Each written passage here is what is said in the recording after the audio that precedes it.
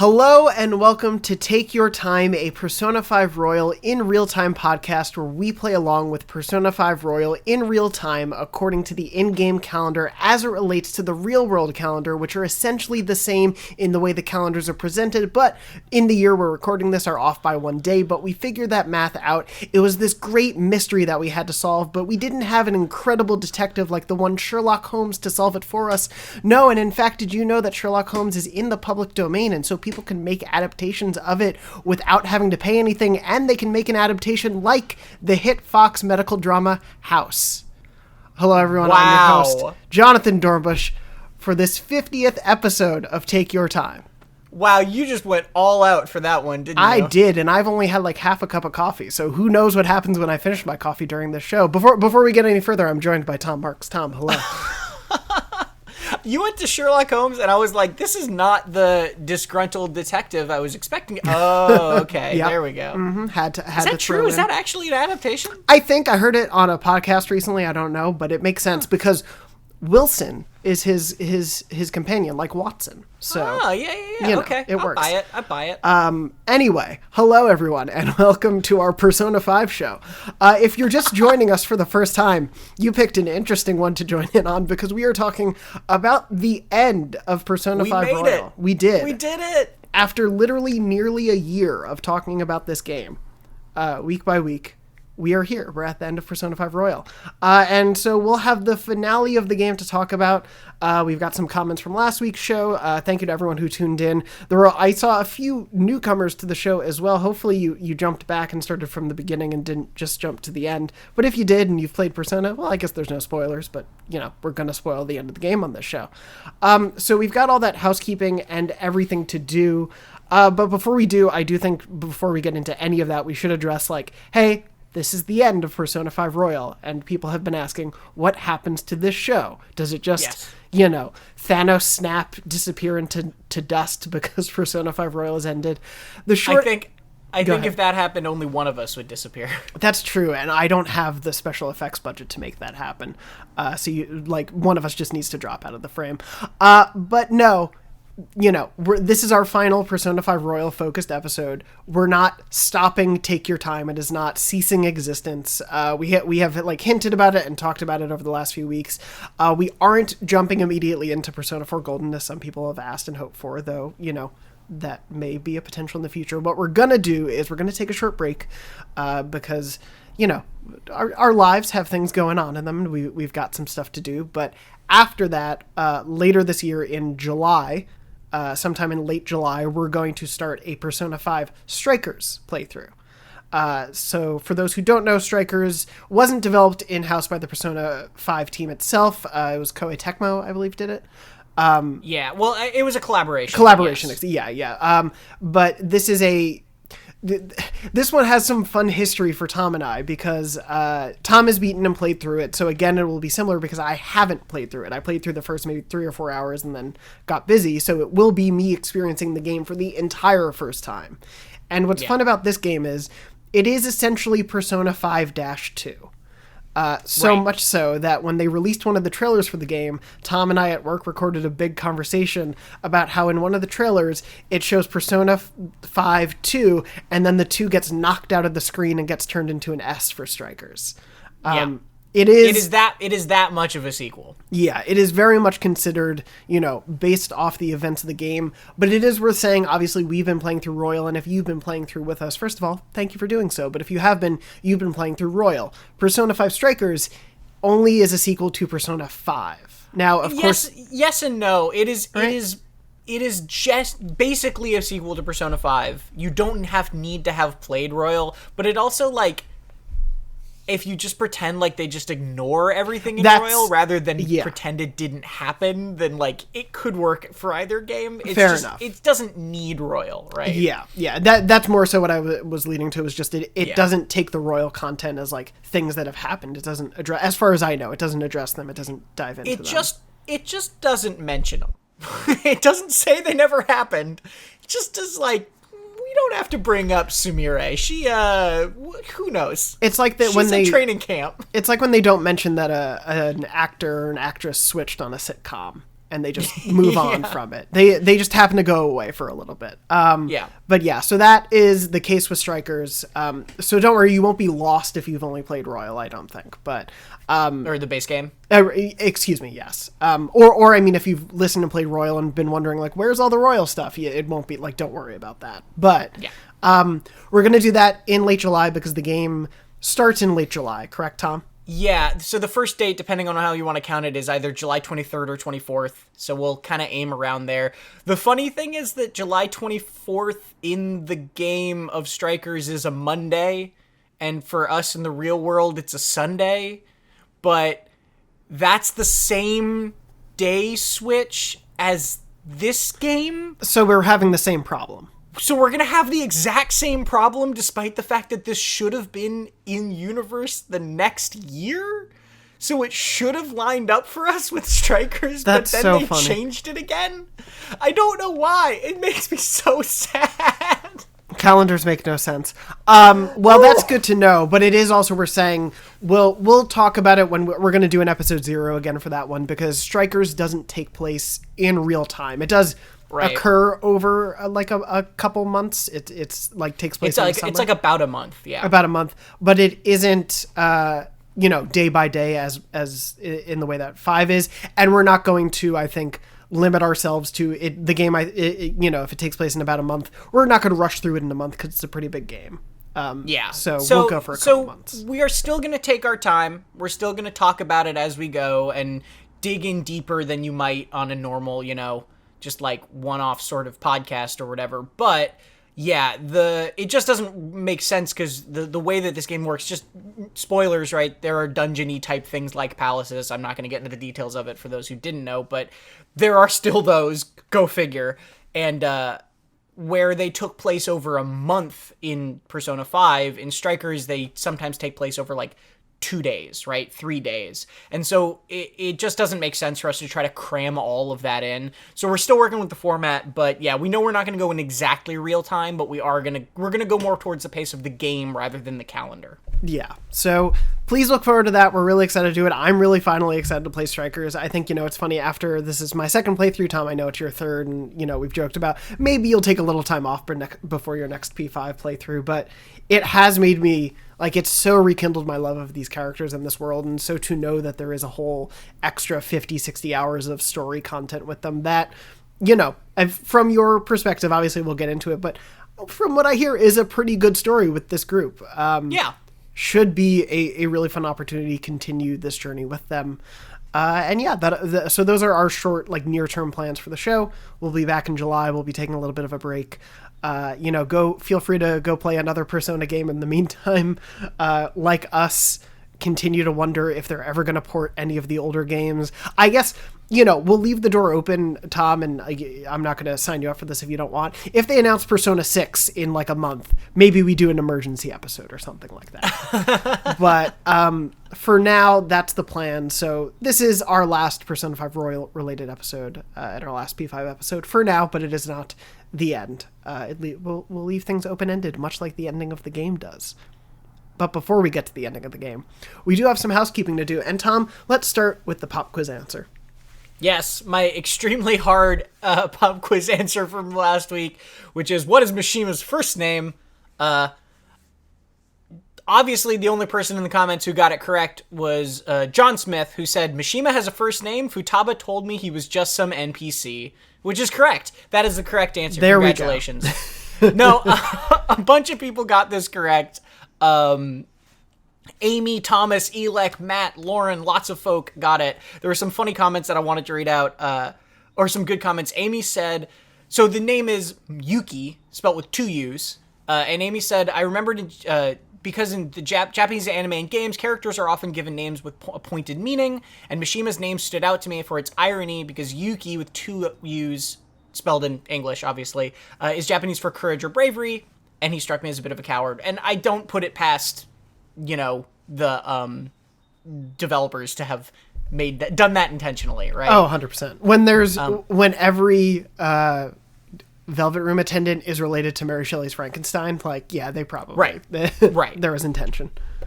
Yeah, so that was the correct answer. Obviously, there was a little bit of debate in the comments about, like, if I was trying to pull a fast one on people by saying first name, because in Japanese, they usually go by the family name as the first name or whatever. They flip the order, but no, that's very pedantic, so no.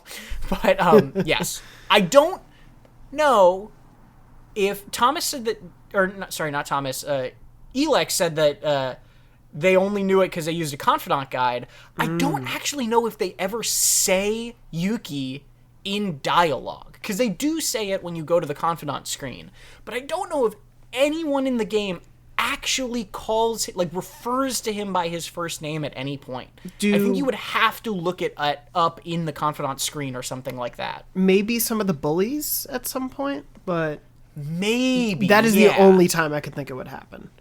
Yeah, I think it is one of the only ones in the whole game that doesn't really, like, I think maybe Takemi also mentioned last week. I think maybe Takemi doesn't get their first name said also, but, like, that's true. It is a short list. Yeah. I do really I just wanted to read Matt's comment. For some reason, my split-second first reaction is always to call him Daniel. Don't know where that came from. And I just like that you have that name. Oh, yeah, Daniel Mishima, of course. I like it. It's great. But yeah, thank you to everyone who guessed on that one for our final one. It was really fun to see a lot of answers for this final pop quiz as we go in. But in addition to that, we did get a bunch of other comments on the episode. Again, thank you to anyone who started listening with that episode. We saw a lot more people listening for that one. So thank you to everyone who tuned in, even if it was only for that time. But if you're now part of the Take Your Time family, welcome. There's a bunch of wonderful people in the comments every week to hang out with. On the comment side of things, Elex said, thank you so much to you guys and your guys' significant others for doing this podcast. I'm very glad I stumbled across it during my peak P5R content obsession last year as I came to the game late. It's been more than I ever could have expected, and I am deeply appreciative of that. I'm subbed to the channel, so whatever content you have coming in the future, I'll be here for. And it's all going to be why we hate Persona from now on, Elex. I'm sorry. That's all the content. Wait, no. Thank you for being with us. Thank you for being such an ever-present and wonderful presence in the comments. We appreciate the support. Lauren said, just finished listening via Apple Podcasts. So sad and excited at the same time for the final episode. I've really enjoyed reliving this game through your conversations. I've now put Tokyo Mirage Sessions on my list of Switch games to play, and I will be getting that Joker outfit ASAP. I got SMT5 for Christmas, but haven't started it yet. Backlog of games to play. And yeah, I keep meaning to. I understand that. Yeah, that's why we did the show. It was a good excuse to finally play Royal. You know, when you need to do things, that's why I started streaming. I was like, well, I'm never going to play a FromSoft game if I don't stream it, so I might as well stream. And that's how I beat Dark Souls. Moving on from there, Amy said, as this may be the last set of comments she'll read before the series wraps, I would like to say, 1, thank you so much for the podcast. It's been so amazing to listen to every Monday and sometimes re-listen to later in the week. So grateful for it and appreciative of your efforts. I'm going to have to start asking myself, what's bonkin on Mondays from now on? And in case it wasn't clear, I really like Akechi. Just needed to make sure that you were aware of this because I'm not sure I left enough comments about him. I think I was perhaps a bit too subtle about it. No. And I think it's fair to say Amy never mentioned Akechi in the comments. Again, a long-standing listener who's been wonderful in the comments, a really great supporter. As new people come into it, chatting with the regulars every week. And yeah, we thank you for that support, even though I didn't know about Akechi until now. But, we thank you for the support. It was pretty subtle. It was definitely very, very, and including in their follow-up comments, if anyone wants to go back and look.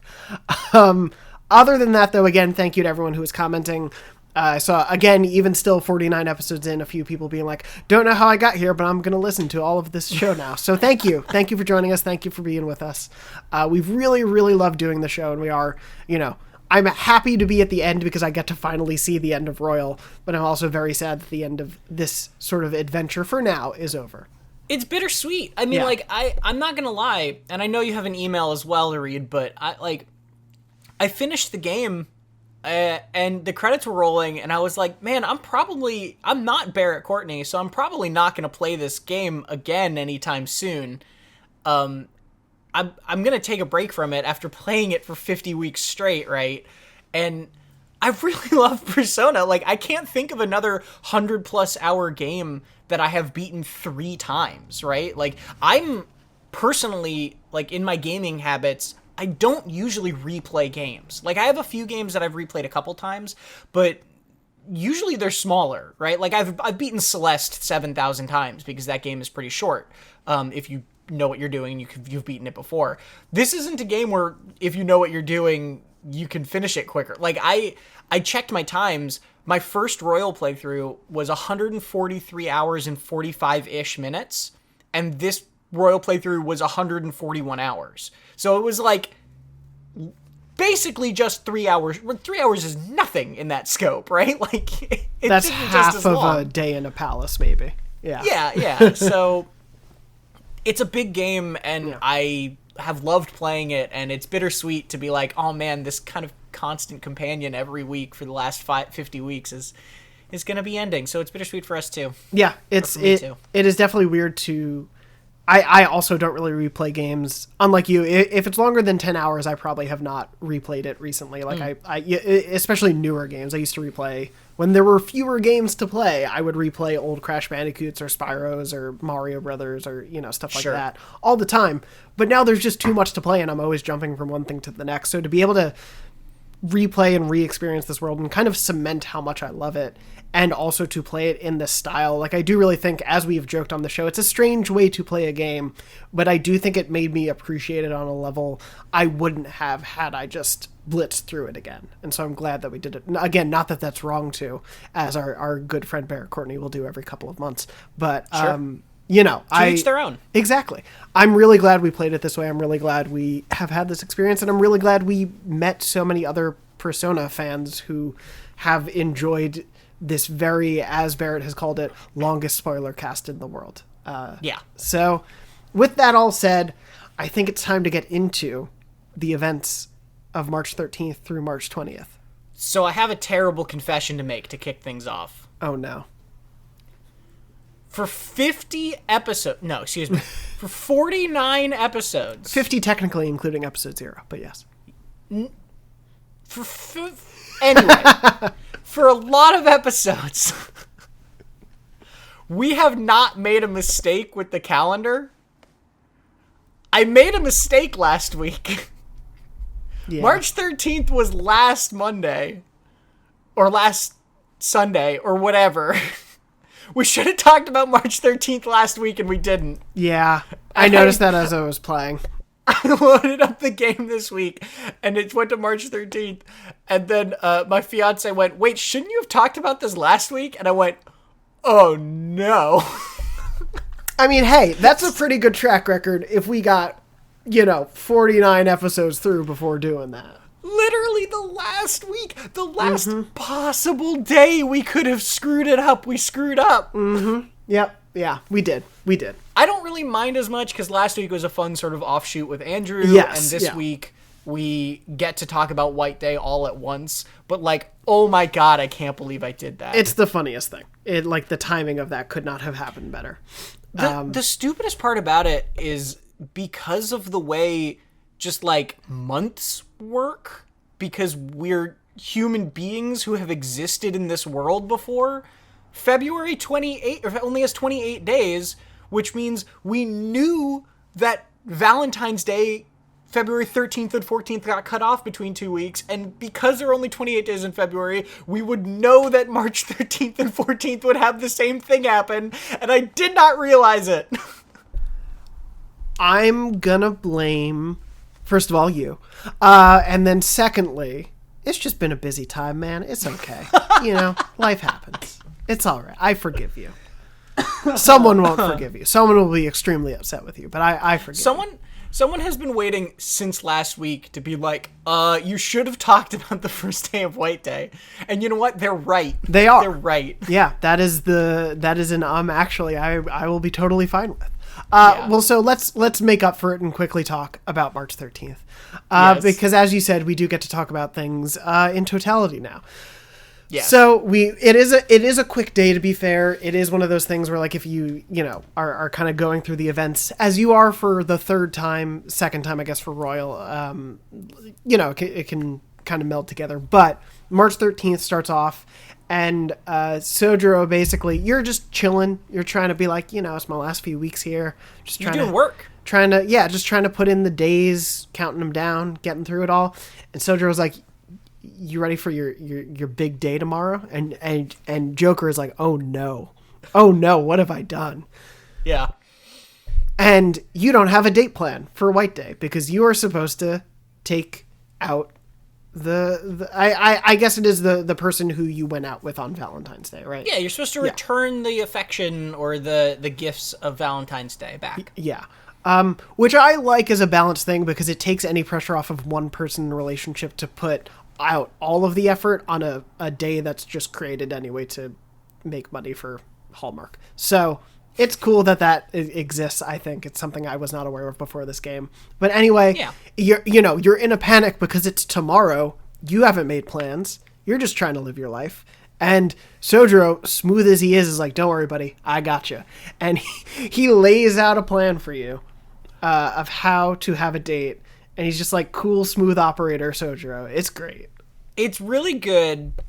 And I love the way he explains it to you. But the funniest part about this to me is that he calls it his ultimate date plan. Right? Yes, I wanted to bring that up. This is the ultimate plan for the ultimate date to have. And then the date he begins to describe to you is just like the most normal vanilla date you could possibly come up with. It is just like, oh yeah, you take him somewhere nice and then you go out to dinner and you give him flowers. And it's like, that's it? That's your smooth move? He watched a single rom-com and was like, this is brilliant. I'm gonna do this for the rest of my life. And that's how it worked out. Apparently it's working for him. It does. Well, and we'll get to it. I think where the date happens, makes the ultimate date plan sort of mantra and everything work out. But yeah, as he's explaining it to you, it's like, okay. And does he suggest the aquarium on this day? I forget. Yeah, he does. He says take him somewhere calm and nice that you can with good atmosphere but peaceful so that you can be intimate together, right? It's not a bad date plan. I don't mean to knock him for that. It's just I love that it's presented as this be all end all secret technique. And then it's just it's just a nice date. You just take him out on a nice date. My only quibble with that was also just an aquarium can be very hit or miss because, man, the smell might be awful. And you just avoid the open tanks, right? I guess. You stay indoors in the deep sea. Then you need a map of the place. You got to plan it all out. That's the date planning. That's the ultimate heist sort of scenario. But no, so Sojiro helps you all through this. And of course, it's the day before. So you need dinner reservations. But how are you going to get those? Well, you've got a connection. Sojiro. Yeah. It's so good. And so you have to call the restaurant at the end of the day to get the table. And I just love you call and they're like, no, we can't do that. It's busy tomorrow. And then you're just like, Sojiro asked me to call. And they're like, oh, 1 second, sir. And they freak out on you. And it's like, yes, of course. A table for two, the perfect situation, the best spot in the whole restaurant. We got it for you. Oh, sir. It's so good. Yeah. It's pretty wonderful. I mean, it alludes to, even at the end, we're getting more info about, this is all a goof, but also at the same time, you do get more info about Sojiro here. Yeah. Where it's he presents himself, or there is this air about him that he's, maybe kind of a sleazeball. And, I do think it means something that his nice date is, or his date idea is, nice. Right? It is a nice time. Yeah. And then he's got these connections where, clearly he goes to this restaurant a lot. I love that there are so many layers to Sojiro that you only get a few of them in this game, where you find out that he was working with, Wakaba on something, and that this restaurant knows him. Clearly there's more to this guy than you even have learned in the course of this game. Oh, totally. And I think that's cool. People have been talking about, because it happens for... There's been the Persona Q games. Persona 4 obviously got both dancing and a fighting game. 5 has gotten strikers. In terms of another Persona spinoff, I want a Sojiro prequel game. I just want to know what his life was like. It's probably called Catherine. I haven't played Catherine. Oh no, that's fine. It's just It was just That's another episode for the show. Looks like we got another podcast in the making, Tom. I don't know how you can take your time with Catherine. I don't know the layout. Doesn't it take place over days and nights? Yes, but it's very different. It works. We're putting it on the books. Anyway, so Sojiro gives you this plan. You then have March 14th, which is White Day, and you go on this date. And as you've put in the run of show, you get to save. You get to save! Finally. Briefly give you control of your character so that you can save. It's very Which is funny. probably not as big of a deal if you haven't had to reload from the last save point 4 times because you're playing the game in real time and you haven't finished it yet. But still, it's important to me. It is to me as well. And you get to save, which is very nice. And then, so you go buy flowers. You go to the stall where you've worked potentially. Yeah. In the mall. What were you going to say? This has one of my favorite moments of this whole end sequences in this point, because you're going to buy flowers and Morgana's like, let me get these. You've done so much for me. I'll buy these ones for you. And then it just sort of fades to black and it like doesn't explain how a cat just paid a woman for flowers. Yep. Also, it just never brings that up. We're the one with hundreds of thousands of yen. How is that working? It's a remarkable creative decision to have added those lines. They went out of their way to add them. It's really funny. This sort of two-hander, like between him and Sojiro, just feels like one of those. They just wanted some levity at the end, and it really allows for it. It's that, and also I think there's a mechanical reason of like, what if you spent all your money right before the end of the game? That's true. Then you just get here and you have no money. That's very fair. Meanwhile, I didn't spend a cent because what if I need it later for the secret palace that you didn't tell me about? Yeah, I think I ended with 3 million. Yeah, I think I've got like somewhere around 2. Yeah. Anyway, dinner happens. It's a wonderful date with you and your chosen. I guess I don't know what happens if you don't have a date. I imagine as is the trend, you hang out with the boys, Ryuji and Yusuke. I hope you bring them to the restaurant though, and I hope it's a romantic-esque dinner with the two of them. Man. So you go to this restaurant to have your dinner. Obviously, I went with Makoto, Tom went with Haru, and we go to the restaurant. It's very funny when it's presented at first because it almost makes the scene feel like it's on a stage to me, because they are sitting at a table and there's just a very prominent red curtain in the background. And it almost, for me at first, forgetting what the scene was like, oh, are they gonna pan over somewhere? Like, what is happening? Why aren't we seeing the rest of this restaurant? It's very strange because we've had, the Jazz Cafe, LeBlanc, like obviously we've had all these restaurants, but nothing changed there. But you have this wonderful dinner together. Everything's going very sweetly during the conversation between you and your chosen partner for the dinner. And then at one point, and I do really love it, I had forgotten about it, and so to see it happen is really beautiful. The curtains open up and reveal the entire sort of city skyline. Like, you are super high up and you see pretty much the entirety of the city, and it's a beautiful sight. And you can imagine how this would be a beautiful moment for these two. I am dying to know how well Sojiro is connected to the people at this restaurant that he got this table for them. Like, that them just slipping his name got them this table. Because 2 teenagers coming to this table on essentially Valentine's Day Part 2 is ridiculous. It's quite impressive. It is very impressive. And so the curtains open, you know this is the right time, and you give the flowers to your partner, and then your partner asks if you want to spend more time together, and so you take a walk together.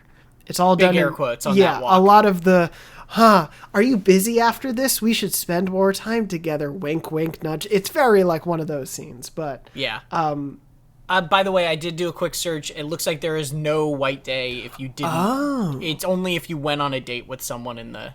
Okay. So there's no white day for the boys. That's disappointing. But anyway, it's a sweet date. I don't know if Tom, you have anything to add to it. It's just a nice scene to pay off the romance. It's cute. It pays off that romance a little more, right? Because we complain there's not much to the romance in this game otherwise. And I like that they added this white day stuff because it is just another little nice moment you spend with them. You learn a little bit more about the character. I don't know about you with Makoto, but Haru definitely already said she loves you, which is like, not in like a weird way, but it's just like, wow, High school love happens quick. I'm trying to college, Haru. I'm trying to remember. I didn't write down too many like points of dialogue from that conversation, but that one stood out to me is all.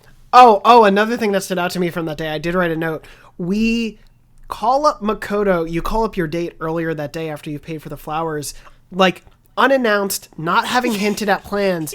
And at least for me, Makoto was like, I was getting worried you didn't say anything. And it's like, you're just calling up on the day to be like, hey, time to go, I have a really romantic date. And it's like, dude, give some heads up. Oh, Makoto calls you out? Yeah, Makoto's like, I was getting worried about this. Yeah, Haru doesn't say anything. She's just like, oh, that sounds lovely. And like, is cool with it. But it is very funny to me that you just don't, like, you make reservations at a restaurant and you buy flowers before you check to make sure they can go. It should have just even been, like, even if it was a text, which wouldn't have been the greatest way to do it, but even if it was a text the night before after you made the reservations of like, hey, we got plans tomorrow or something like that. But anyway, yeah, Makoto's dialogue, I did write a few notes down, but she mostly talks about this is like the most adult we've ever been. We seem unbelievably smooth. Let's see. She's nervous, wondering if she should know how to like better act in such a romantic scene like this. And is so impressed that we planned out the day to the smallest detail. And I'm like, but we didn't. Sojiro planned it for us. Sojiro's ultimate plan works. It did. I just wrote down like in all caps, we're not smooth. This was a panic plan. Which I think says a lot more about me than it does about Joker. That's so funny too, because Haru is so much more cool with that. Like at the aquarium, Haru is like says something about like, well, we still got some time before we gotta go home. You want to like go get a bite? And you're like, yeah, sure, I got a place in mind. Oh, I think there's like, I know a place. It's kind of, yeah. It's just like, I don't know. Haru seems so much more cool with the just kind of casual attitude of it all, which makes sense in terms of Makoto versus Haru, right? Oh yeah. And it's good to know that those scenes do play a little bit differently depending on who your date is. Yeah. Anyway, so that's essentially the two-hander of White Day. And that pretty much wraps us up for the episode. So I'm just delaying. Don't you do this. I'm just delaying the inevitable. We skip over March 15th, 16th, 17th, and 18th and get to March 19th. Our last time jump. It is our last time jump, and it's sort of our last day of freedom to a certain extent. We get to go around town saying goodbye. We're leaving tomorrow, and so the hope is, hey, go make sure you say your final goodbyes, and you essentially can jump around the map. You can fast travel, you can, I guess, slowly go around, but you essentially can see where your confidants are by the normal confidant sign, as if it were a day to hang out with them, and you can fast travel around the map and go have these little interstitial conversations with all of them, and you get items from each of them in return. This is, I think, a really wonderful choice to have made. This ending is super sweet, that it just lets you go and visit all the people that I think it's what you get to visit people that you've maxed out to like that's what will trigger them giving you this item, right? And you get a key item from each of them, and the key item then, if you do a new game plus, gives you some sort of bonus or like unlocks their stats early, or unlocks or not stats, sorry, like their confidant abilities early, or does something like that for each key item you get. And I really like that you get these little mementos, right, of like the confidants and the friends you've made.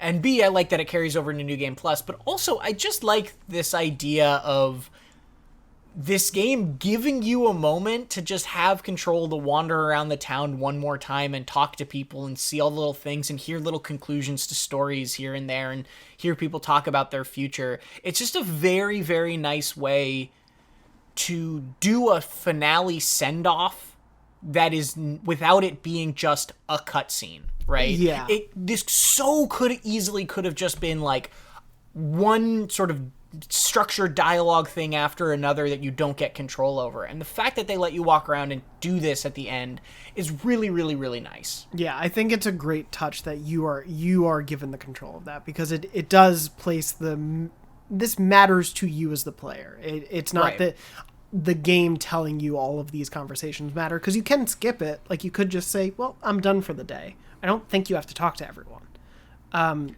Yeah, no, you can just end. You just don't get the key items. Exactly. But I'm saying, like, you could choose to just talk to a few people, just talk to one. You could end the day. Like, if you're really role-playing it to a certain extent like that, you could also do that if you want. But it is, I think, giving you the option to do this also makes the act of going to them that much more important. I think further solidifies how much you care about them as characters, as the player, and not just as Joker. Though it does obviously translate to his actions as well.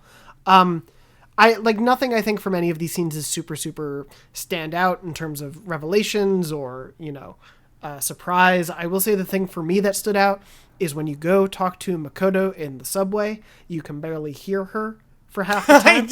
That happened to me too. And as her being my romantic partner in the game, it felt really rude that it's like, oh, I'm going to miss you. The train to Akihabara is now... And it's like, what is the sound mixing in this scene? It was just a little bit of a bummer moment in the rest of... I thought, like, a bunch of really great scenes, but it was just very funny, like, oh, yeah, this is weirdly mixed. So I want to call out a couple of the things that I really like, Yeah. if I may. Some of the please. scenes that are my favorite here. First of all, you can give Sojiro... I love the talking to Sojiro one... Because, A, he's like, don't say goodbye to me. We're going to see each other tomorrow, you doofus. Yeah. And then, B, you can give him your save diary, which I think is really cute. And you can still save afterwards. It's not like it takes that function away. But I think that is such a nice little touch. And that's, I think, what gets you the key item from him, is if you have to give him your save diary. And it's like, it's such a nice little touch that comes back the next day as long as you make sure to do it. And it is also such an interesting mechanical thing in, like, from a gameplay perspective of, like, you're done with this game. You don't need your save button anymore, right? Not that you actually lose it, but, like, that's super cool. Yeah, it's a very sweet, like, I love when games sort of do that stuff in terms of making a mechanic matter within the world to a certain extent, and so to have that translate to this moment, like you said, it's really sweet. I think it's also further solidifies, Sojiro is both like a home keeper, like he has watched over you, he has been sort of the person there this whole time, even before he knew about all this, and so to kind of give this to him as sort of a, like, you've been watching over me, this is kind of everything that's happened in that time is really sweet. Yeah. There are so many people to talk to. Yes. And the thing that's amazing is we've brought up some of these side conversations that you can have with recurring characters around Tokyo a few times, but the amazing thing about this is it showed me just how many there were and how many I was not fully clued into the stories of, right? I don't know about you. I talked to everyone. Me too. Yeah. And you get these incredible little moments like, in Central Street, the guy who is the foreign, like, Barker guy who's learning Japanese, like, knows Japanese better. And then there's, like, that one I followed, but then, like, the two kids down the block who were, like, one was, like, a pickup artist teaching this other guy how to be a pickup artist.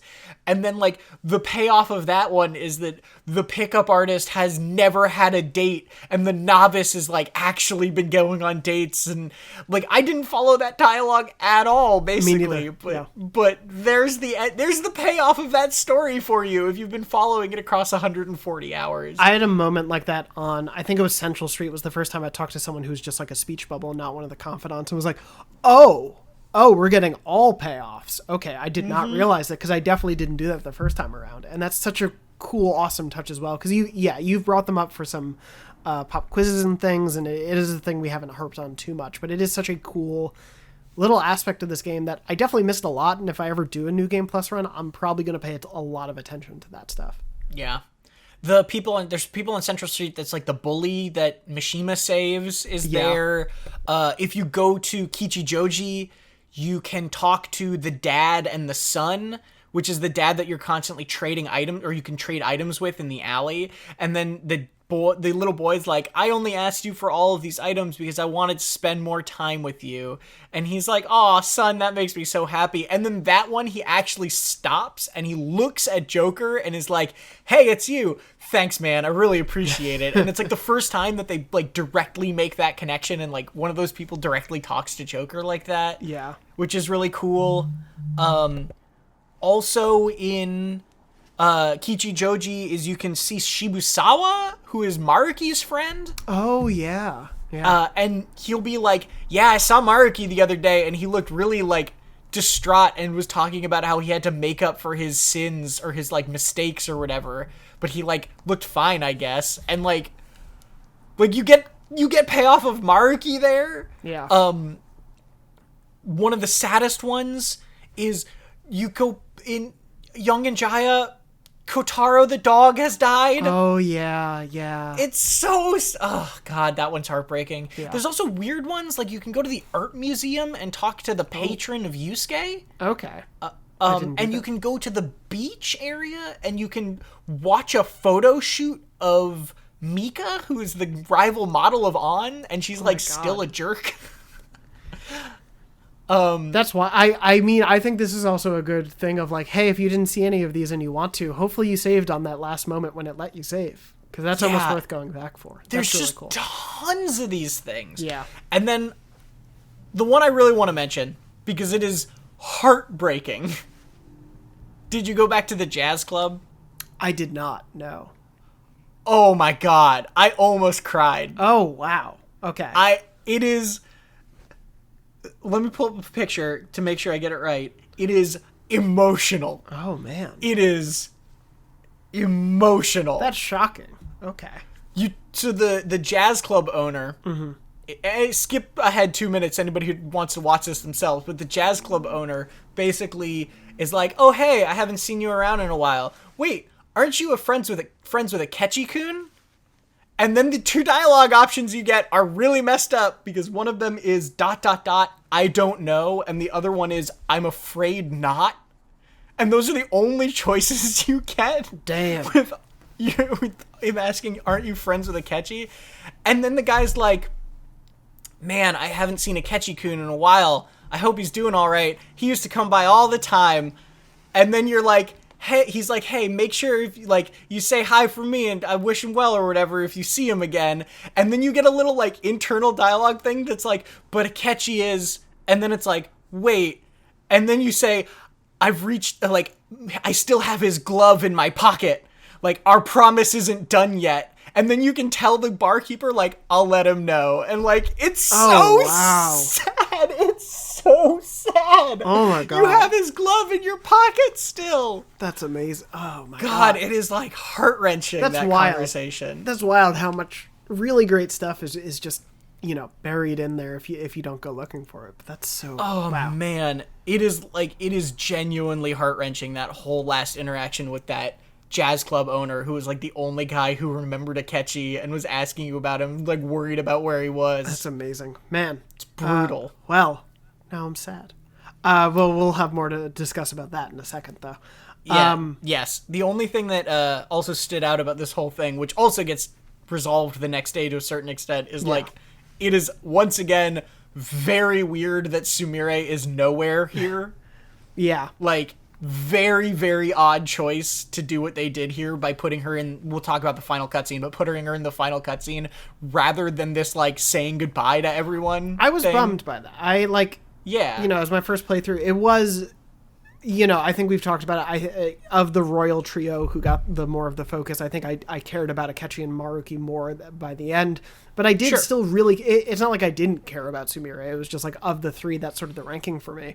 I still really cared about her storyline. So yeah, to have her be absent during all this stuff is a bummer. It makes sense for her to be really focused on her career and all that stuff. But I do wish the timing of that, since it's fictional, could have worked out so she could be there for, during all this, because I do think it would have mattered a little bit more. But yeah. Anyway, you can have all of those such good conversations. Goodbyes, conversations, a lot I clearly missed as well, and that's really awesome to hear there's just that level of stuff in there. There's a ton of stuff hiding in those corners. And we didn't even talk about, the main party members and main confidants all get nice little story conclusions that are all voiced and really nice. And wrap things up in a satisfying way, or at least not even wrap up, but allude to their future more of Totally. like what they're gonna do. Yeah, it makes things you just dropped a pen or something real. I did just drop a pen. Don't worry about it. I know you were trying to play it off smooth, but I wanted to call it out. Anyway, yeah, so you can have all these wonderful conversations. It is, again, I really love that this is a thing you can choose to interact with or not at the end of the day. And so you have all these goodbyes. As you mentioned a little bit, there's the Sojiro and Futaba is more in the cafe sort of stuff that happens with them and Morgana having this like emotional, somewhat silly, somewhat sweet goodbye at the cafe. It's a really nice moment again to solidify this family unit that exists in the game. I think that's really great of them to do, to not forget that and to emphasize that as things wrap up. But then we get into March 20th. We do. The final day. It is. You have another goodbye with Sojiro, as we said. You were saying yesterday, for the day before in the game, he has that funny moment of like, we're going to see each other tomorrow. Stop this. It's another sweet moment with him. I know we haven't gone too far into his story and everything on the show, but man, I like, outside of anyone in the party, I think so, and Akechi included there, I think Sojiro is my favorite character just because there's layers to him. The emotional arc he goes on is really cool. It's one of those sort of like supporting side characters who I think snuck up for me in terms of how much I love them, and that's why I think I have such affection for him, because he goes from this guy you really don't like at the beginning because he seems like an antagonistic force for you, and then he becomes such a supporter, and it's so great. It's really nice, and he has this moment when you leave, right, where if you gave him the notebook, he'll pull out the notebook again and look at it and kind of wipe a tear from his eye, and it's like, oh, it's very sweet. Yeah. He's a big softie inside. Oh yeah, to see him be this emotional dude by the end of the game is wonderful. Better than whoever Joker's real parents are. I don't know who those monsters are anyway. We get to the final cutscene. It's a wonderfully animated, awesome cutscene. It's funny, I didn't know what to go in expecting, and I guess there is a world where if you just skip over, because you can skip over the royal semester, you can just see the original ending cutscene of Persona 5. And I think it's worth saying the ending to Persona 5 is very different from this one. Like, there's a completely different cutscene that plays out. How did you like this, by the way? Well, before I get to that, I do just want to say for anyone who has only played Royal for the first time, I just wanted to say I think it's worth going to watch that cutscene because I do think the ending of P5 is a really, really great emotional cutscene. I like it more than this one. I think it's a more emotional one overall. Yeah. I think there are things about this cutscene that made me excited for a Royal follow-up. Like, I think about... Sure. The thing about this cutscene made me go, that can't be the end, I need more. The thing about the end of P5 was like, if this is the end, this feels like a very emotional... It's open-ended, but it feels like the end of a journey. This felt like, oh no, we're just getting started.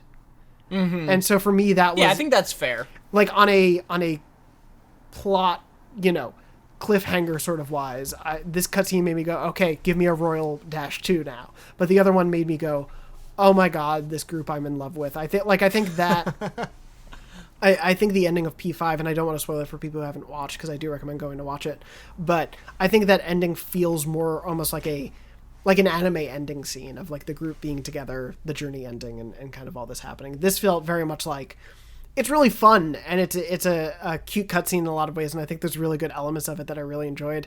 But I came away from it being like, that's it? What? How could you do that to me? And there's like an element of it that I do love is in there. I think like without it, it helps further solidify an importance to a character in there. But man, does it leave it on a note that I know will probably always go unresolved. And I think that's what frustrates me. But we'll get there. Let's get into it. Let's talk about the cutscene. So this cutscene, you're, going to leave. This is you going back home. You're by Central Street, by the train station, Shibuya. You're waiting. And the gang comes to pick you up. They have a van, and they're like, hey, they call you from across the crossing. And it's very sweet. I like that it looks like Morgana's van, but like normal. Yes. Yeah. That was a good touch. But this led up to me thinking, oh, okay, I guess we're just going into the other scene a different way. Like, I thought this was just going to be that, and maybe there'd be one or two touches of like someone calling or surprise, Sumire's in the van. Like, that's what I thought was going to happen. When the van scene started, I was like, oh, Sumire's going to join in, and it's going to be like a fun, we're all saying goodbye thing. It wasn't that. So the gang has the van. But they're being followed. The men in suits have arrived. The men in black, they're here. And they are very nonchalantly in their car on like the phone, radioing in, tracking you. They're very unsubtle. They're terrible at their jobs because this is a group of children. So anyway, Yes. You're being followed, and it's like, oh no, well, we can't all go in the van together because that would be too obvious. So luckily you have an escape route B, and that escape route is a taxi driven by Maruki. Oh my god, I did not expect that. That was hilarious to me. When that happened, my girlfriend was in the other room, and there were 2 moments where I yelled "what" really loudly, and that was the first one when that happened, and then there was a one later in it, and he shows up to rescue you. And so I guess the guys in the suits, again being bad at their job, don't see that you don't get in the van, so they follow the van because they drive off to divert them, and you and Maruki take basically another path to the train station. And so you have a quiet-ish car ride together. There's a there's a little. He talks about how you can always start over if you want, right? And you can always like turn over a new leaf, pretty much, implying that now that you destroyed his dream and made him see the error of his ways, he's like trying to start fresh, right? Exactly. Yeah. You can always go from trying to be a dictator of a new reality to a taxi driver. But yeah, nothing wrong with that. I do like that this was there. It was very unexpected for me, but I did like that they had the new start for Maruki, because we've talked about it a lot on the show of like, what he did was bad, but he also was a character who had good intentions and was coming from a place of wanting to do good and was just misguided and had this power that he didn't know how to quite use properly and all these things. And so I like that it didn't end up as, oh, he's just in jail, or, oh, he obviously what he did was awful in many, many ways. But I did like that there was the option of showing he could try to atone, that he could recognize what he did was wrong and he could try to start a new life. Yeah. I did enjoy that aspect of it. So anyway, you then get to the train station with them. The van of all your friends also comes to the train station to say goodbye, and the men are watching. Yeah. So the diversion was pointless. Yes. The diversion didn't matter. The diversion did not matter at all. And you get to the scene, and everyone's saying goodbye, and it is a sweet, like, oh, we're going to miss each other, moment. Quickly broken up by the men in black who are chasing them. Exactly. And so everyone says goodbye at the train station. They're chasing them still, so they leave, and then you go onto the train tracks. You're waiting. You bump into Sumire on the train tracks. I think she purposefully bumps into you and is like, oh, oops, and is just like, have fun, basically, is how she says it. She's like, see you later, good luck. Yeah. Which again was like, oh man, it is. This whole cutscene is a lot. It's really interesting because it's like, I think there's so much other great payoff in the game. Like, if anything, I think the last day of conversations is a more impactful goodbye than this cutscene, which is a bummer. Yes, it is. It's really a bummer because I don't think it's a bad scene. But, no, it's all lovely. But in terms of, one, also having the reference point of the P5 scene and having all those emotional conversations, to have this kind of very quick scene that doesn't explain too much and kind of just like it is a little all over the place was just a bit of a bummer. I feel the same way. Sad note, but yeah, like that. No, because we'll talk about because then what happens is Joker gets on the train and then the credits roll, right? And we'll talk about the post credits because there's a post credits thing if you did a certain thing, but and that is a very positive note to end on. The thing about this cutscene is that it is, I think, I definitely like it less than the base game, because the base game, for those who don't know, is you maybe just do broad strokes just in case you want to watch. But yeah, you go to the van with your friends, and instead of this whole driving to the train station thing, you just all like drive off into the sunset together, and they're like, "Hey, we're gonna drive you home," and maybe we'll have an adventure along the way. And it's like this very friendly sort of like, yeah, they're still buds and they're still hanging out sort of vibe.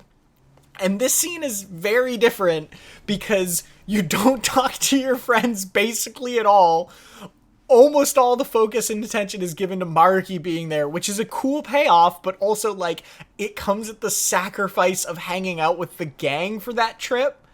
And then, like, the Sumire moment at the end is, like, incalculably weird to me, that she's just like, hey, bud, and leaves after she, like, professed her love to you earlier. And, like, it's like, you know what I mean? It is very dissonant, her attitude there. It felt very dissonant for, like, a cool person moment of walking off, being cool. The scene is a good payoff for Maruki and not a good payoff for, I think, the rest of the game.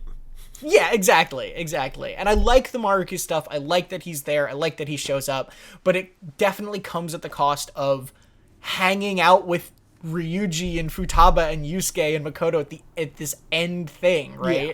And, like, that's a little odd to me. It is weird. It further, I think, makes it feel like, man, I don't know what Persona 6 is going to be. I don't know where we go from here, you know, in terms of 5, because it is, I think, it's the most successful entry of Persona so far. Like, it's the most mainstream and the most out there. I don't know if they'll do more spin-offs. I don't know what they'll do from here. But right. Royal's ending feels so much more like well, we're not done with this group. Like, things got to keep going. And that ties into the post-credits cutscene. So the credits are lovely, let's just say. The song at the end is very nice. There's some beautiful drawings that are scrolling by. You get a few extra little scenes, right, of, like, Ryuji bringing his shoes to the running store and, like, Makoto and Sai arguing and then being friendly sisters. You get a few more cute little things like that. Yeah. And then at the end of the credits, only if you have done all the stuff with Akechi that is the correct dialogue choice stuff that lets you, like, level him up in the final semester and all that jazz that we were talking about before. If you've done all of that, you get a bonus cutscene at the end of the game. And it probably has the most impact of anything in this ending. Yes, which is just what's so wild about how much you have to do right to get it. It is a remarkably cool note to end on. And so forgive me on, like, the very specific in terms of the train. Is it you're essentially stopping at another station, or is it at that station? No, I think it's like as you're waiting to leave. Okay, that's what I thought, but I just wanted to make sure I wasn't like, oh, time has passed over the cutscene or whatever, or the credits. So you're waiting at the train. You're on the train. You're looking out the window. Morgana is cutely, like, in the bag, and you're looking out the window, and you essentially have this moment where you kind of, like, glance away a little bit, and as you do, two men walk by with a third person. And that person sure looks like they're dressed like Akechi. Yeah, there's a glare on the window, so you can't see any of their faces. But it's like a person in Akechi's school uniform jacket with black gloves on. Yeah. Right? And it's like 100% supposed to be Akechi, or at least, you know, making you think it is. Yeah, because of course it could just be another student from that school. In a world. But you think that, and then as you go away, Joker's reflection of his normal face turns into... And Joker looks up and doesn't see them. Yes, exactly. Right? He doesn't see them, and then as you go away, his reflection changes from his his human normal face to his persona in the metaverse look. And he has his mask on, he's back in his outfit, just in the reflection. But it's like, that still exists. Yeah, and he takes off the glasses to clean them, and that takes off the mask, and then it does a little cheeky smile, and then it ends. And it's like, oh, okay. Does that mean buddy. We're at an Akechi Palace all of a sudden? Are we going into, like, is the metaverse back in some way? It opened so many questions, and I think for me that's the, like, will we ever get any of it answered? No. Probably not. But for me, probably not. It's funny because for me, that sets up another game more than the ending of Persona 5 did. Yeah, which is funny because Persona 5 Strikers follows more like what would have happened in Royal, or in the base game, than Royal. So it's like this really funny thing where Royal is setting up more teases, and then most of the teases in the base game get answered instead. And that's... Without going too much into spoilers of Strikers, Strikers is like a road trip with the gang, basically. Yeah. So, like, you're not in that same van, but you're all together on on a trip, like a car trip. So it so much more follows the vibe of the first ending, rather than the second. That's also why I was saying, like, don't expect, the ending of Royal to greatly impact the ending of Strikers, because at least as far as I know, it's not going to probably pay off this cutscene. And so it's one of those things where it's like, oh my God, obviously you don't have to answer that for spoiler reasons, but like, that's where my head is at. And so it's like, oh, I just have to live with this now for the probably rest of my life, because And it's also an optional ending that is post credits that has some steep requirements that happen 30, 40 hours earlier in the game that probably not a lot of people see, right? Like, it is a weird, wild thing, and I think it's such a cool little tease. Yeah. I love that they don't explicitly answer it. I love that they just kind of tease and hint at a little bit more. Because one of the things that always made me sad about the end of Persona 5 was that the metaverse is gone. And this idea that, maybe it's not, is super cool. Is really great. And I will say, that was the second what that I yelled out loud, that my girlfriend was like, are you okay? Yeah, I was excited for you to get to that moment. That was so wild. And I think we can talk a little bit more about it. But before we do, because obviously we'll have comments on the show that I'm excited to read and chat with you all there about it. But we did get an email ahead of time from our wonderful friend of the show, Barrett Courtney, who wrote in, was very excited for us to be able to talk about this moment. And it's a bit of a lengthy email, but I'm gonna read it all, and then we can discuss as this gets into theory territory. But Barrett wrote, first of all, congrats on finally completing what you two set out to do. Through your patience in playing P5R over an entire year, the two of you delivered one of the more entertaining podcasts I've listened to this last year, and I'll definitely miss the weekly banter between you two. And thank you very much, Barrett. For reference, he's our friend in real life and doesn't have to say these nice things. He just genuinely loves the show, so we appreciate that very much. Yeah, thanks, bud. Even if he and Tom have a blood feud. Anyway... the most casual blood feud ever. Exactly. I'm sure there'll be plenty of sappy moments in this final episode, but let's get down to business.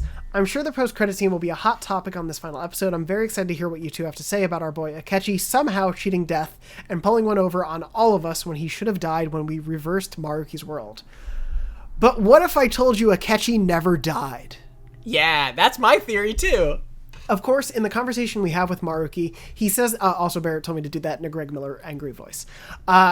We have, in the conversation with Maruki, he says that his reality gives Joker and Akechi another chance to continue their relationship and insinuates that it's because Akechi dies in Shido's palace, especially since that's the conclusion both Akechi and Joker come to.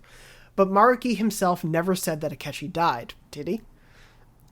Anyway, of course the reason we all come to this conclusion is Maruki's ability to bring people back from the dead, with Futaba's mother and Haru's father miraculously coming back in Maruki's perfect reality. And with those two obvious examples, that must be what happened with Akechi as well, right? But what if those two examples that were brought to the forefront and focused on so much were just a red herring for Akechi's situation? Akechi also cites that he has no memories after Shido's palace and before approaching Joker and Sai on Christmas Eve. I'm sure if Wakaba and Akumuro were pressed, they would also have some blank spots in their memories, but who else's life was changed and had lost memories from their real life before Maruki? That's right, Yusuke's classmate. The classmate who was in an artistic slump, and to fix that, Maruki decided to change their path to archery and had changed something in their past to make that happen. And when Yusuke was investigating it, the classmate had no memory of being in the arts. This subtle example of memory alteration is the key to Akechi's situation. What if he never died in Shido's palace, but his resolve in that moment led him down a path that would prevent him from seeing the Phantom Thieves again, and that's what Maruki changed. Almost done. We know that in reverting Maruki's reality that everything that was supposed to happen actually happens. Morgana doesn't return to the team until later, Joker is in prison, and Akechi is alive. The only reason we didn't discover that in the original game was because Joker didn't leave through the train station. His friends drove him home since Maruki wasn't there to give them all the push to go their separate ways. Or maybe he was in P5 and just succeeded at putting the Phantom Thieves under his spell and made them forget he existed. That's another theory hole we could get into. But since they all have their own plans soon after Joker leaves, they drop him off at the train station where Akechi was always meant to be that day.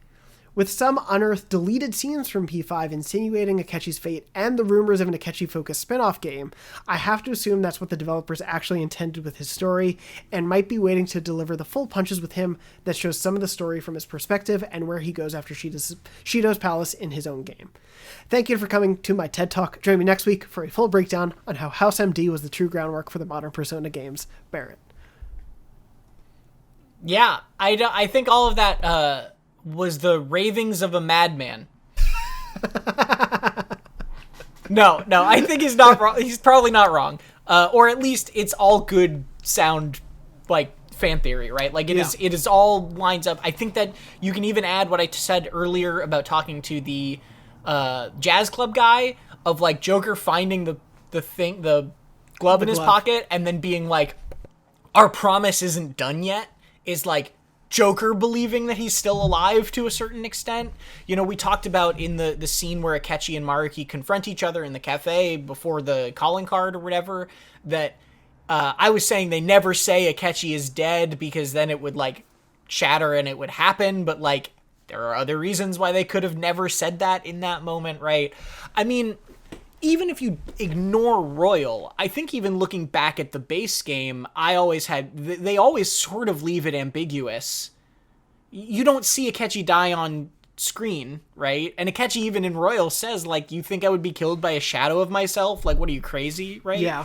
And so they do intentionally sort of let you, like, not know the actual answer to his fate. And I think that this cutscene is them playing with that more, of being like, we don't know, maybe he survived, and it lines up in a way that if they were actually like, oh yeah, Akechi survived, it would not feel cheap in the way that frankly in the way that it does in Royal on the 24th, when he just shows up and is like, I'll go to prison instead. Yeah. Which only feels cheap until you learn the context of, like, what's actually happening, and then it's like, oh, that's super clever that they did it that way. Yeah. And I think, once again, after all of this and all this stuff and all these conversations, if they did say Akechi was alive and here's how he got away from this situation, it would not be insane, right? It would line up fine. So for me, two of the things, one that I want to point out that Barrett mentions, and looking back on it, I've talked a lot on the show about it, and now looking at it in a different light makes it really interesting, of no one ever really says Akechi died. Like, that's not really... Right. They always stop themselves from saying that. And some of that dialogue is from the base game, some of that is new to Royal, but, like, they never say, oh, Akechi died, or, like, how can you be here? You died. It's always just kind of like, but how is this possible? Or, no, I can't think about, and it trails off, or things like that. Like, unless I'm forgetting a moment, they tend to not say the words Akechi died. I think they avoid it, but that also could just be, like, a emotional, them not wanting to say it exactly, sort of thing, but right? I'm saying it can work on both levels too. Yes, it can. In that term. It can. And so I do think there's something to that now, looking back, is like, oh, you could read it that way and it wouldn't feel cheating because there's not a body that we know of. And that's the thing too, is as far as we know, and in the context of the game, dying by dying in the metaverse is pretty rare. Like, normally we see people have breakdowns. Like, when the shadows are killed, is it only Okumura that really happens to? It depends. It's like, usually it, like, causes, like, a shutdown that causes them to die in some other way. Yeah, and so that's my thing, is just we don't know any of the context of what happened to Akechi after he died in the metaverse. Like... Right, but I guess we don't know that in that, like, he was a human being in the metaverse, right? So presumably you could die that way. Yeah, I guess you're right there. Yeah. It's a weird, complicated thing, but I think the point definitely that, like, you know, his own version of himself in Maruki's reality being like, I wouldn't die to that, is, like, pretty clearly them being like, he could survive that, right? Yeah. And then that also ties into what taxi driver Maruki is saying of, like, it's never too late to start over. You can always start over if you want to turn over a new leaf. Is like, maybe Akechi just, like, decided to turn over a new leaf and go off somewhere else. Or maybe he's a maniacal villain and he's going to be the bad guy of Persona 6. I was going to say, cool? Maybe he didn't turn over a new leaf and has just really gone off the deep end. Yeah. Yeah. I love that they don't answer this question. I love that they race cars outside my house. That's Akechi. I love that. Yeah, that was Akechi racing away. No, mm-hmm. I love that they seed a lot of this doubt and discourse and misinformation and all that in here in many different places in many different ways, so that you can sort of just, like, come up with what you want to come up with until they eventually decide that they want to actually have a real answer to the question. Yeah, I think there is enough wiggle room here that if it was revealed at some point in a future game that Akechi is still alive, I would not feel cheated by that. I would not feel like there wasn't enough seeding of that idea in the game. There's definitely a lot, and I think Barrett points out a lot of those potential options. It is also possible he just died.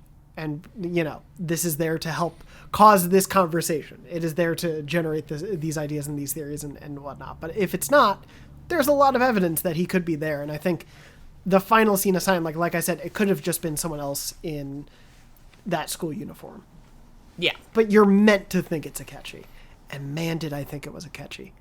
And I will say, going back to it's Akechi. It's Akechi. It's Akechi. And I can't wait to see the comments after, again, just to go back to the comments at the beginning of the episode, to what apparently our fan of Akechi, Amy, has to think of it.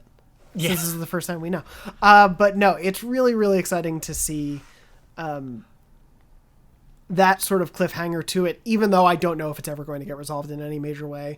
Andrew talked about it last week. There's always these hopes that they're leading to a sort of multiversal bringing up. Sure. Not even multiverse, because I think some of them take place, or they take place in the same reality to an extent. Right. But bringing all the characters together in some way, or bringing these storylines from 3, 4, and 5 at least, if not 1 and 2 as well, into a sort of combined mainline game that pays it all off. I could see Akechi being a big twist in a game like that. But again, I don't know if that'll ever happen. I don't know what we'll see from this. It's really, really wild to think. And I'm probably just going to have to replay Persona 5 Royal to enjoy it again. Because, man, Akechi's just such a great character. I know some people don't love him, and I totally respect that opinion. But he's just even if I don't like parts of him, he is such an entertaining character to watch and to play alongside and to hear from. Yeah. But that's the end of Persona 5 Royal. We're done. I'm so sad. Now my watch has ended. Yeah. That is the end of Persona 5 Royal. Thank you again to Barrett for that email. Thank you to everyone who commented on this past week. Thank you to everyone who's been watching. We have some housekeeping to do, but we did it. I guess before we wrap up, Tom, just any general thoughts about our crazy Persona 5 experiment? That I was watching episode 0. I was in a different apartment.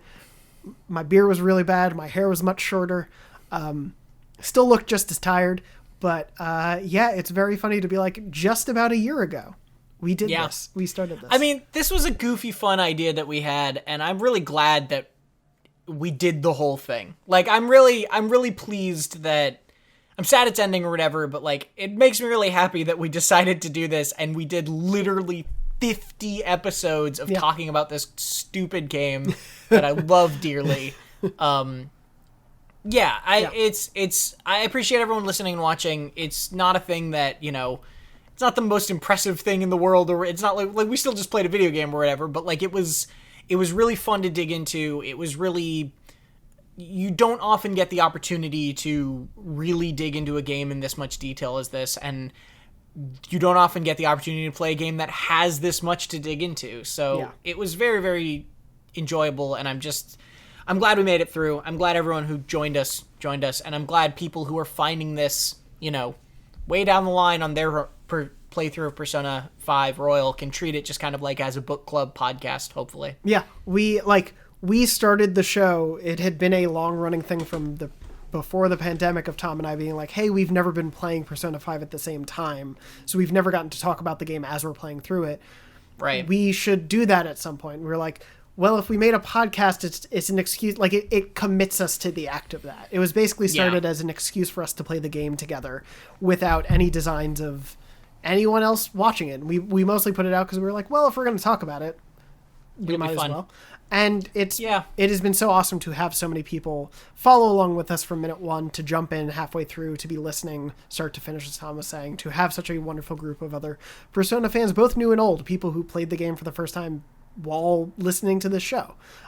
It's been so heartwarming and meaningful to see that, and I'm glad that this show could be that for people as they've been playing through, or just reliving the show, or just listening to our stupidity. Whatever you've gotten out of the show, I'm so deeply appreciative that it's meant something to you, because it's been a really, really fun, enjoyable part of this last crazy year. To have this as a regular part of our lives. But it's I also am a big fan. I know that people wanted P4 Golden or whatever and all that, and I am a really big fan of anime that just is like one season and done. So it has also been fun from a certain perspective of like having a contained thing like this. For sure. I don't feel like you often get a podcast that's like, it's going to be 50 episodes and then it is like, that's it, right? Yeah. So it has also been cool to be able to create this large thing that has an end date to a certain extent. And I know we're going to be doing Strikers, but like, that's really cool to be able to do something contained like that in an era where it feels like everyone has to make everything forever and have everything last until the end of time, right? So like, yeah. And whatever comes after Strikers or doesn't, Sure. Who's to say? But it is one of those things where, I think that was a very exciting opportunity to like, we've made a whole thing at this point. It is done. It is complete. We can sign the book at the end, like Bilbo finishing his book, but we're leaving a small slot open at the end for someone else to finish the story, and that someone else is us when we play Strikers. I just watched all of the Lord of the Rings again, so that's why that's in my head. That's what the S in P5S stands for. Persona 5 Samwise. Samwise. Man, now give me a Lord of the Rings Persona-like game, and that would be good. No. It'd be great. All the hobbits Veto. at high school. Anyway, Veto. Before we end, we do have a Persona pseudonym and a pop quiz. At least I think you have a pop quiz question because you have something labeled in black, which... I do. It's silly, but I do have a final quiz. Cool. So I also have a final Persona pseudonym for you. Oh, God. Okay. From, like, the entirety of playing this game, it has now been weeks, if not months, since you've really engaged with fighting a Persona.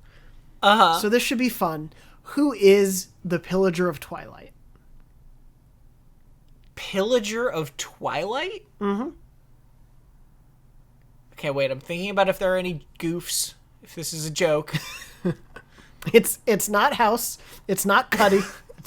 It's not the episode where the power went out in the hospital. Is it Sandman? It is not. Okay. Have any other guesses?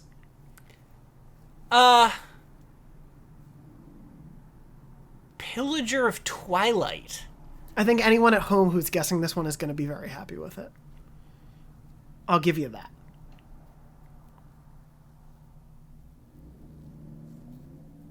Is it... I'm ending our Persona pseudonyms Yeah.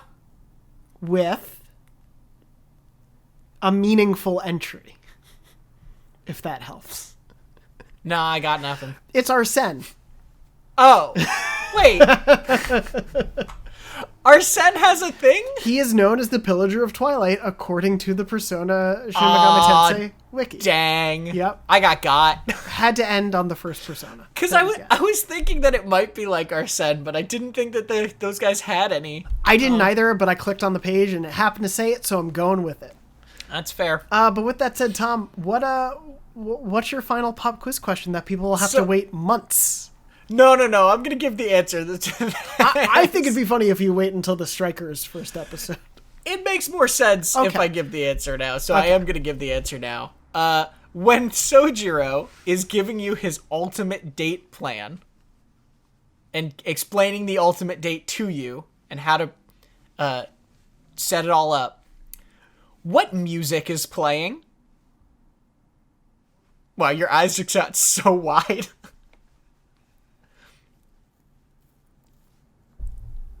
Like, is it a track from the game, or is it... Yes. Okay, it's not Yes. like a orchestral version of a famous song. No, it's a specific track from the game that is played in very specific situations consistently, and generally, I don't remember any other time where it's played outside of that. Okay.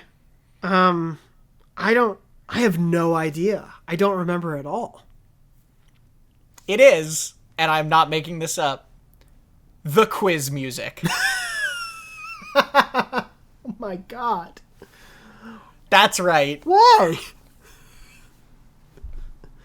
It's the pop quiz music at school. That is amazing. That cannot be more I believe you, but I don't believe you.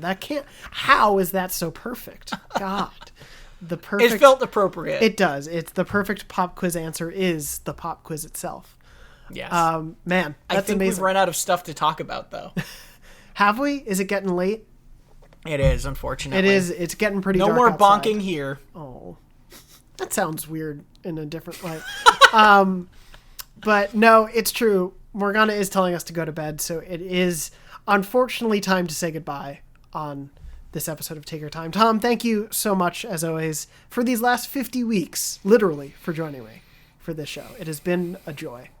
It's been a pleasure. It's been a lot of fun. It has. It's really been so great and so weird to, like, every week, I think, no matter what's going on, to know, like, oh, I'm going to sit down, I'm going to play Persona for a little bit, I'm going to get to talk about Persona, about a game I love, with a friend I love dearly, and get to talk about it with an audience of just wonderful people who have joined us for this wacky, weird ride that we've taken. It's been such an amazing honor to do this for everyone out there who's really enjoyed it, from what started as a silly goof among a couple friends and became an awesome community of wonderful Persona fans. So I guess that's it for this Persona 5 Royal run of Take Your Time.